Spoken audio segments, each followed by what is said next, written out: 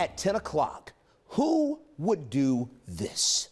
Gravestones toppled over and destroyed, not at one, but 3 cemeteries. Thanks for joining us tonight. I'm Chris Fry. All of this happening in the same community. Tonight, Kelly Kennedy with a closer look at the damage and hear from the people who are the caretakers of these graveyards.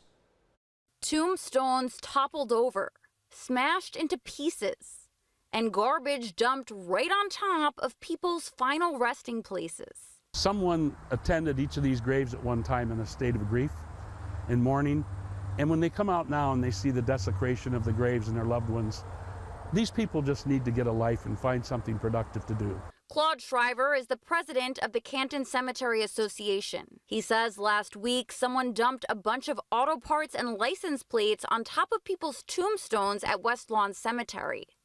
He says they had 2 other dumping incidents recently, where people left tires, paint cans, stereo equipment, and even mattresses.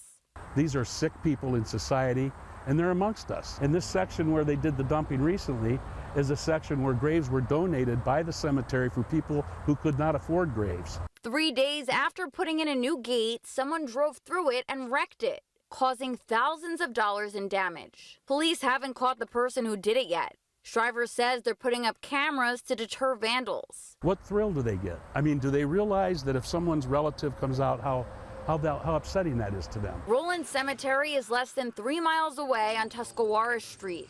This is the oldest graveyard in Canton, with 1700s Revolutionary War veterans buried here.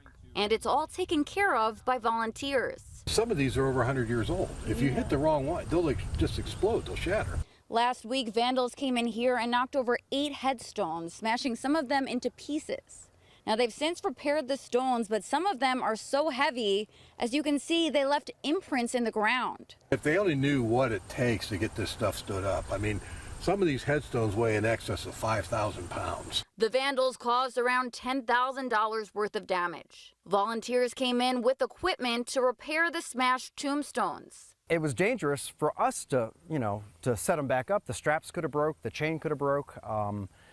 So any one of us could have got hurt. First Mennonite Church Cemetery right next door had 1 headstone knocked down. And these people all spent their lives helping build Canton to what it is. We got some famous names here from the city. This is an eternal resting place. Well, we don't need anybody to come in here and desecrate a grave.